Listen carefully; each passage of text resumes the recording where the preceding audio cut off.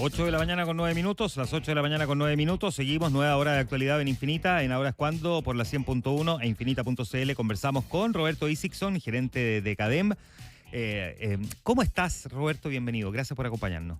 Juan Manuel, Connie, muchas gracias por la invitación. Muy buenos días. Hola, buen día, Roberto. Hola. Oye, te tenemos una lista de preguntas. Espérate, déjame, ¿por dónde partimos? ¿Por dónde partimos? No, primero, ¿qué explicación tienes tú, ya con esta encuesta en la mano, para la caída al cuarto lugar que tuvo el Matei la semana pasada y el repunte que tiene hoy día? Comencemos por ahí. Bueno, a ver, nosotros hemos planteado de manera ya majadera que esta va a ser una elección que se va a mantener en constante movimiento. Y lo hemos dicho porque de alguna manera también así se comportó la elección del 2021. Las personas están mucho más expuestas a la coyuntura, a niveles de información de la cual probablemente la política no está del todo acostumbrada, a la velocidad con la que fluyen las noticias verdaderas y por qué no decirlo también, las noticias falsas en redes sociales, cómo se consume política a través de TikTok, a través de YouTube, cómo vuelan los WhatsApp. Entonces, en ese sentido, esta va a ser una elección donde los errores se van a marcar con mucha más claridad que los aciertos. Y van a tener un impacto coyuntural relevante. De hecho, ayer mismo compartía, por ejemplo, su informe de análisis de medios y redes sociales, Luis Argandoña de Conecta, que me parece que a mí es uno de los grandes informes para poder ir siguiendo y monitoreando la elección, y mostraba cómo volvía al primer lugar Janet Jara en términos de volumen, de concentración de la noticia. Pero eso no necesariamente es positivo. Yo creo que eso es relevante. A diferencia de las encuestas, donde es importante estar en el primer lugar, tener la mayor cantidad de atención e información en redes sociales y medios de comunicación no es necesariamente una buena noticia, porque como bien sabemos, ¿cierto?, la semana de Janet Jara fue una semana más compleja. Entonces, en ese sentido, desde mi punto de vista, la principal razón que explica el alza de 5 puntos, que es una alza estadísticamente significativa de Evelyn Matei, tiene dos fuentes.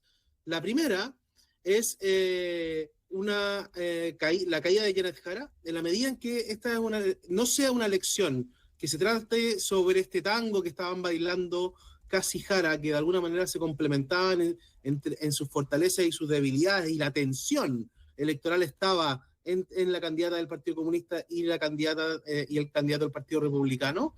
Evelyn Matei tenía poco margen para moverse, para romper ese esquema que se había instalado durante las últimas, diría yo, 4 o 5 semanas desde que Janet Jara gana la primaria.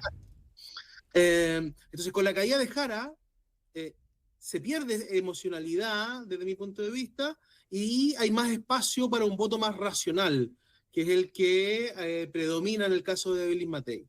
En la medida en que Jara no sea con claridad la que va a competir con José Antonio Caz, la que va a pasar sin duda a segunda vuelta, eso le da espacio, ¿cierto?, a Evelyn Matei.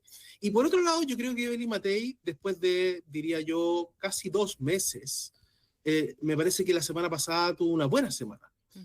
Ordenó su comando, se ordenaron las vocerías, tuvo buenas apariciones en debates y en medios de comunicación, ha ido logrando encontrar un tono el tono más correcto, el que necesita, volviendo un poquito a su esencia, una semana donde no se cometen errores. Entonces me parece que vimos una mejor semana, y probablemente eso va a ayudar a marcar lo que venga las próximas semanas. Ahora va a depender de nuevo de los errores, va a depender de la consistencia y la coherencia que logre tener el comando, esta rearticulación en torno a Evelyn Matei. Y además también creo que no podemos olvidar que después de semanas donde se instaló con mucha fuerza esta idea de que quizás era mejor que se bajara, yo creo que el apoyo decidido de los partidos que conforman la coalición tanto de RN, la UDI, Evópoli, sobre que van a llegar a primera vuelta, donde que esta es una elección importante que van a competir, me parece que también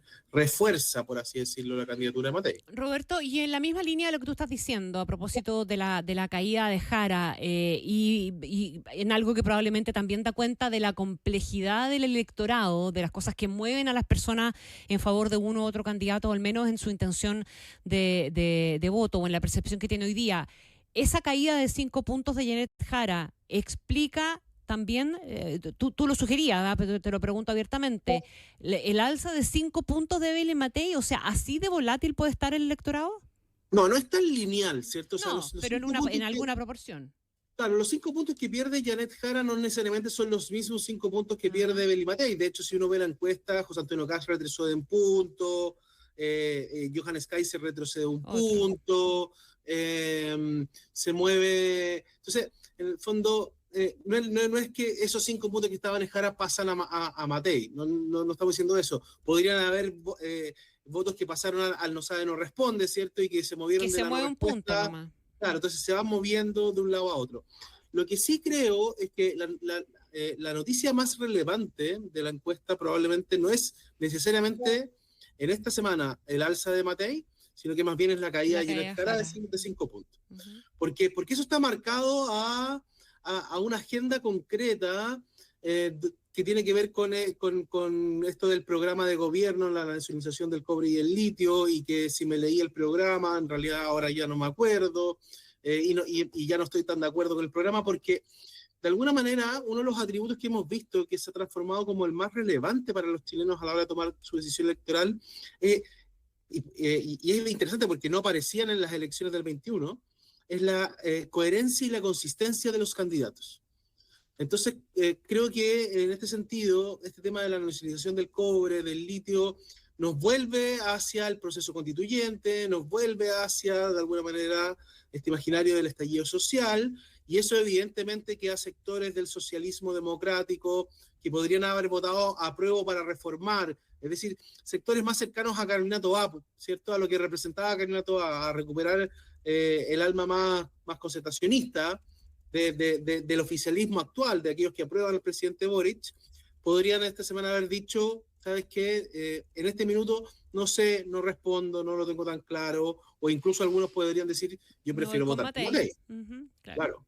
Ya, esta baja de 5 puntos en una semana es algo que habíamos visto, ¿cuán frecuente es en las candidaturas presidenciales? Que un candidato baje tanto. Sí, yo creo que es una baja significativa. En general no es algo que deberíamos esperar que ocurra todas las semanas, pero tampoco es algo que sea extremadamente especial. Lo vimos durante todo el 2021, por ejemplo, la caída. José Antonio Caz estaba a esta altura, y eso vale la pena recordarlo, en el 2021 marcando 8 puntos. Y terminó llegando saliendo primero con 28.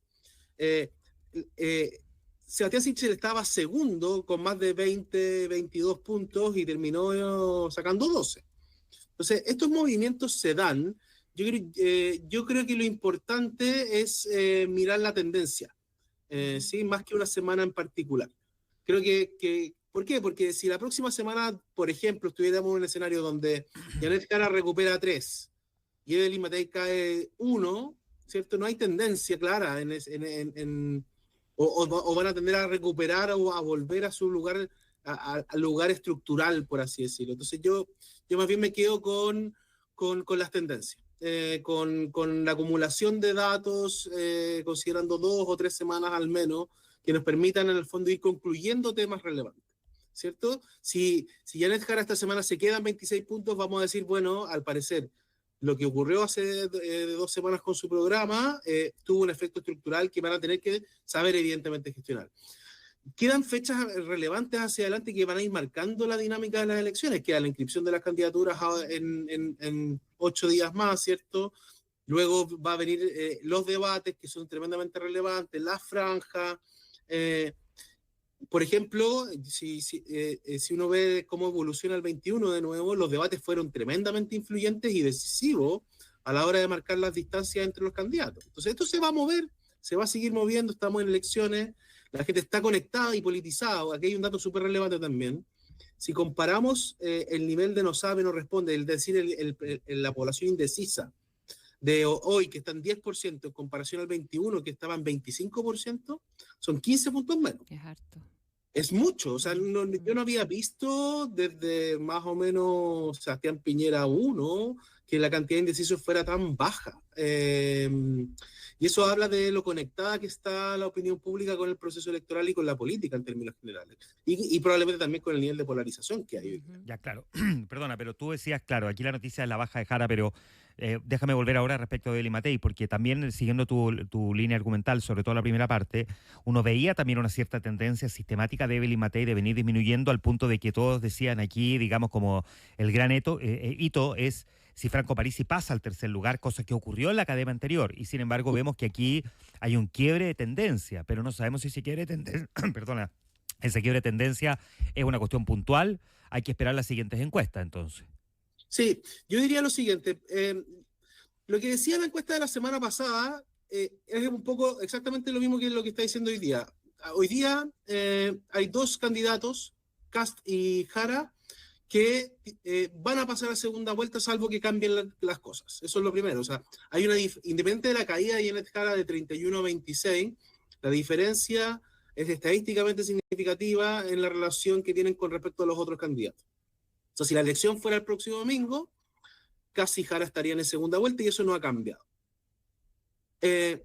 Luego, efectivamente, lo que venía mostrando la encuesta de manera sistemática es la caída de Evelyn Matei en las encuestas, desde un 23%, por ejemplo, que marcaba en junio, hasta el 11% esta semana, hoy día 16%, y un Parisi que venía subiendo desde un 8% a un 12%, pero que estaban empatados estadísticamente. Hoy día se rompe un poquito ese eje, Evelyn Matei vuelve a consolidarse en un tercer lugar. Entonces, en ese sentido, yo creo que lo importante efectivamente es decir, bueno, las próximas semanas Evelyn Matei, para lograr separarse de manera estructural de Franco Parisi, instalarse claramente en un tercer lugar y puede volver a ser competitiva para pasar a segunda vuelta, yo creo que eso es probablemente uno de los temas más relevantes de la dinámica de las elecciones. A pesar de que efectivamente, desde mi punto de vista, la gran noticia esta semana es la caída de 5 puntos de Jara, la pregunta que vamos a hacernos durante los próximos 3 meses es si Evelyn Matei o Franco Parisi pueden o no ser competitivos para pasar a segunda vuelta. Hoy día están a más de 10 puntos de distancia, ¿cierto? Entonces la pregunta es, ¿puede casi Jara caer en su intención de voto que les permita a Matei y Parisi ser competitivos en un escenario de primera vuelta o no? Eso no lo sabemos y eso va a depender de cómo vaya avanzando la elección, cómo se dé esta dinámica, cómo se den los debates, las franjas, los aciertos, pero por sobre todo, como habíamos planteado antes, los errores que puedan cometer los candidatos. Sí, Roberto Isixson, déjame preguntarte, ¿cuáles son los hitos que pueden marcar de aquí en adelante entonces, diga, los que están pauteados, no los que uno sabe que van a ocurrir, no los imponderables de declaraciones o de comentarios que hagan respecto de hechos de la contingencia que eventualmente los favorezcan o los perjudiquen? Pero, por ejemplo, la inscripción de la candidatura, ¿es un hito que marque algo respecto de ello o los netea todo? No, es cada vez menos un hito porque ya tenemos más claridad de quiénes van a llegar. Ahora, yo sí creo que no es lo mismo una primera vuelta con Harold May Nichols que sin Harold May Nichols. Hay que entender desde dónde puede construir Harold May Nichols. Llegó a marcar 5 puntitos el 4 de julio, o sea, entonces esos 5 puntos, ¿quién se los quita? Claro. Las primeras vueltas, cuando tenemos candidatos que van a pasar, cuando tenemos dos candidatos que van a pasar a segunda vuelta bordeando el 30 y no el 40 o el 50, son súper importantes. Entonces, ¿a quién le quita a Harold May Nichols si es que llega? ¿A quién le quita Marco Enrique Jominami, que ya anunció que juntó la firma y que va a estar en la papeleta? Entonces, es importante el 18 de agosto para saber quiénes van a ser exactamente los candidatos que van a estar en primera vuelta. ¿Va a llegar Artés o no va a llegar Artés? Artés podría marcar 1 o 2 puntitos, ¿a quién se los quita? Y por otro lado, es importante el 18 de agosto porque vamos a conocer la dinámica de las listas. ¿Cómo van a competir? ¿En 2 listas de oposición, 3 listas de oposición, 4 listas de oposición? ¿Contra cuántas del oficialismo? ¿Cómo quedan configuradas las fuerzas? ¿Qué pasa con los parlamentarios? ¿Se ordenan en torno a sus candidatos o no? Entonces, me parece que es una fecha relevante. Después de eso, yo diría que vamos a tener semanas álgidas en torno a la inscripción de las listas y viene el receso. El receso del 18 de septiembre, la gente se desconecta completa y absolutamente de la elección presidencial. Nos conectamos más bien con las fiestas patrias, con la empanada, Cosa que está muy bien, por supuesto. Por supuesto, que es muy necesario. Totalmente, ¿cierto? porque después de eso No, es sí, un imagínate. tráfago. Después no para. O sea, que uno no para Exacto. hasta el año nuevo. Exacto. Entonces el post-18 y cómo llegan preparados los candidatos al post-18, cuán ordenados, cuán creativos, con cuánta fuerza, con cuánta dinámica, con cuánta velocidad, por así decirlo, llegan los candidatos va a ser muy importante. Los que logren instalarse con más fuerza en el post-18 van a estar marcando la agenda probablemente un par de semanas. Luego de eso viene el despliegue de las campañas, las franjas, los debates televisados son hoy día fundamentales en la decisión del voto. Yo recuerdo, no tengo el dato exacto aquí, pero José Antonio Kast tuvo 2 muy malos debates, uno en primera vuelta y uno en segunda vuelta, y eso le quitó distancia con respecto a Boric, tanto en la primera vuelta como para ganar con más holgura, como en la segunda vuelta para no perder por tanto. Entonces, claro, tuvo 2 diría episodios. yo que esos son los que están claros. Tuvo dos episodios que lo marcaron mucho más que a otros candidatos. Este entrevero que tuvo con Macarena Pizarro respecto de las parejas separadas, en fin, y una incapacidad de responder respecto de economía también que de alguna manera le pegó. Completamente. Entonces, los debates van a ser fundamentales. Y esos son los que conocemos, pero yo creo que, de nuevo, tenemos que volver a repetirlo. Probablemente los que más mueven, los que más impactan positiva o negativamente, son esos aciertos y errores que te da la coyuntura. Uh-huh. Roberto, sí. Hoy día estamos en una especie a ver, digamos que sí, la disputa hay que localizarla, está más bien en el tercer lugar, por el tercer lugar. Por el resultado de tu encuesta entre la semana pasada y esta, y la tendencia que se puede ir marcando, y yo creo que una pregunta que muchos se hacen. De hecho, venía un reportaje en el Mercurio el fin de semana con la pregunta de por qué crece Parisi en las encuestas. ¿Cuál es tu visión de eso? Bueno, yo creo que primero tenemos que recordar que Franco Parisi ya salió tercero en el 2021, le ganó al candidato de Chile Vamos y al candidato del Socialismo Democrático, y sin venir a Chile. Uh-huh. O sea, no, sin poner un pie en el país, digamos, con una campaña completa y 100% de redes sociales. Yo creo que Franco Parisi es un gran comunicador de redes sociales, creo que logra tocar las teclas emocionales correctas en las redes sociales, y Parisi ha logrado interpretar a un porcentaje importante de chilenos que tienen rabia contra la política, que buscan soluciones por fuera de la política, que cree que la política no ha sido capaz de resolver los problemas y los dolores de los chilenos, principalmente en temas de seguridad y economía, y en el caso de Franco Parisi, en los temas económicos. O sea, el candidato que moviliza a Parisi es un candidato que el driver de la decisión está mucho más en economía, y en crecimiento económico, y en generación de empleo, y en cómo mejora mi situación económica de corto plazo, cómo yo puedo tener más lucas hoy día para poder acceder a más bienes y servicios, que es probablemente uno de los grandes movilizadores del voto, históricamente, digamos. Entonces, en ese sentido, Parisi es un candidato anti-establishment, anti-política tradicional, que interpreta la rabia, y que moviliza y que interpreta muy bien a este votante, a este nuevo elector, ¿cierto? Recordemos que en el 2021, en la primera vuelta, votaron 7,1 millones de personas. Hoy día van a votar más o menos 13 millones, son casi 6 millones de electores nuevos, y Parisi representa de muy buena manera a ese elector. Es un elector que no nos está escuchando hoy día en la mañana, que no se está informando por Infinita, lamentablemente, sino que se está informando por YouTube, que vio un video en TikTok, que le llegó una red de WhatsApp, que se metió a Facebook y que recibió comunicación política desde ahí, y que interpreta esa rabia y ese malestar en torno al sistema político en términos generales. Ese es el elector hoy día. Que era la figura que probablemente partió representando Kaiser, ¿o no? Que es una ha sido representado por Kaiser, por la suma, desde mi punto de vista, la suma de Kaiser y Parisi representa eso. Ujú. Y algo también de José Antonio Kast, yo creo que hay que decirlo también, o sea, José Antonio Kast, el crecimiento de París y de alguna manera también ha venido de algunos puntitos que ha dejado Kast en el camino. Kast ha crecido a costa de Matei, pero también ha perdido algunos puntitos por Parisi. Entonces Kast también algo entra en ese segmento. Pero recordemos que también en la elección del 21, París y Marco Enrique sacaron 20%, que en la elección anterior París y Marco Enrique sacaron 20%. O sea, en general tenemos un electorado que se ve representado más o menos en un 20% por candidatos que son antipolítica o fuera del establishment tradicional. Entonces, en ese sentido, a mí no me parecería raro que en esta primera vuelta la suma de París y Kaiser esté bordeando el 20%. Ujú.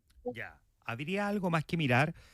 Esta va a ser una elección que se va a definir entre 6 o 7 candidatos, va a depender de cuántos lleguen con las firmas, ¿no? O sea, José Antonio Kast, Janet Jara, Evelyn Matei, Marco Enrique Ominami, Franco Parisi, ahí hay 5, y los otros 2 son Harold Maynicos y Eduardo Artés. No hay más que eso, ¿no? Sí. Ya, o sea, no deberíamos encontrarnos con alguna sorpresa a última hora. No, no es imposible. O al menos no una alternativa que pueda ser competitiva para pasar a segunda vuelta. Perfecto. Y solamente para terminar por despejarlo, porque todo voto suma, ¿no? ¿Cuánto perjudica a Janet Jara el que aparezcan figuras como Marco Enrique Ominami, que se mueve en un mundo mucho más concertacionista, digamos, que si lo pusiera uno en términos lineales, ¿no? Que de derecha, aunque sabemos que, como dices tú, Marco, también obtiene votos desde otros mundos, y también Eduardo Orteza, aunque Eduardo Orteza saque menos del 1%. Probablemente hoy día no la perjudican para poner en riesgo su paso a segunda vuelta, y por lo tanto uno podría decir en términos generales, bueno, no importa, lo relevante es pasar, no importa si es. Pero sí, por ejemplo, podría perjudicarla para poder pasar claramente en un primer lugar. Uh-huh. Janet Jara debería estar interpretando al menos al 30% que aprueba el presidente Boric, está levemente por debajo de eso hoy día, y su techo de primera vuelta debería estar bordeando más bien a ese 38% que votó a prueba en el plebiscito de salida. Y todavía está más bien lejos de eso. Entonces, evidentemente que candidaturas como la de Marco Enríquez o Artés pueden alejarla de ese techo. Claro. Es distinto pasar con 38 que pasar con 30. Es distinto pasar con 6 puntos de ventaja en relación a Kast, por ejemplo, que pasar más bien en empate. A un empate a 30. Entonces, la aleja, por así decirlo, de poder proyectar una candidatura competitiva en segunda vuelta, si se ubica bajo el 30%, a lograr consolidar este 38% que votó a prueba, llevárselo completo y estar bordeando y pasar con una ventaja hacia la segunda vuelta. Janet Jara va a tener que remar de manera relevante para poder presentar una candidatura competitiva en segunda vuelta, porque tiene estos techos simbólicos que son la aprobación del presidente Boric, el 38% que votó a prueba, y para eso va a necesitar la máxima unidad posible del oficialismo, que creo que la semana pasada se le abrió al menos una grieta, por así decirlo. Muy bien, pues. Muchas gracias por haber estado esta mañana con nosotros, Roberto Isixson. Un abrazo. Encantado, Juan Manuel Joni. Chao, un abrazo. Muy bien. Chao, chao. La encuesta académica esta mañana.